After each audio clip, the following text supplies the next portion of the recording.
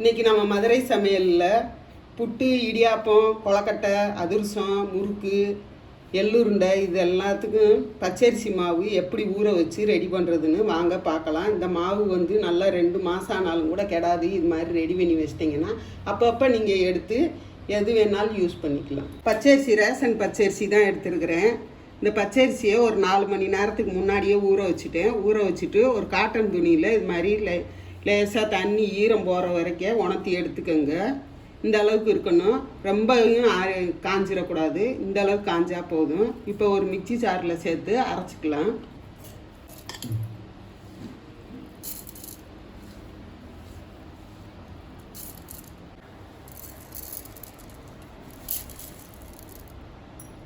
இப்போ மிக்சி ஜாரில் சேர்த்தாச்சு. இப்போ அரைச்சி சளிச்சு எடுத்துக்கலாம்.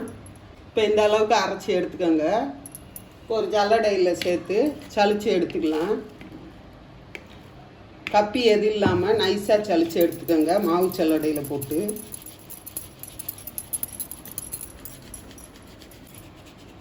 இப்போ ஒரு வாட்டி அரைச்சி சளிச்சாச்சு. இப்போ மீதம் வந்து குருணை இன்னும் அதிகம் இருக்குது, அதனால் இன்னும் 2 வாட்டி போட்டு அரைச்சிட்டு சளிச்சுக்கோங்க. இதை வேஸ்ட்டு பண்ண தேவையில்லை. திரும்ப மிக்சி சாறுலேயே சேர்த்து இன்னும் 2 தடவை அதே மாதிரி அரைச்சி சளிச்சு எடுத்துக்கோங்க.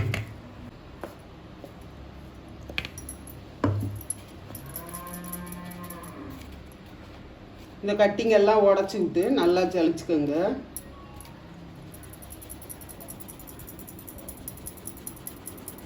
இப்போ 3 வாட்டி அரைச்சி நல்லா சளிச்சாச்சு. இந்த கப்பி வந்து நம்மளுக்கு தேவையில்லை, வேஸ்ட்டு கீழே போட்டுடலாம். இந்த பச்சரிசி மாவு இது மாதிரி ஊற வச்சு அரைச்சி வறுத்துட்டு செஞ்சிங்கன்னா நல்லா டேஸ்ட்டு நல்லாயிருக்கும், நல்லா மொறுமொறுன்னு இருக்கும்.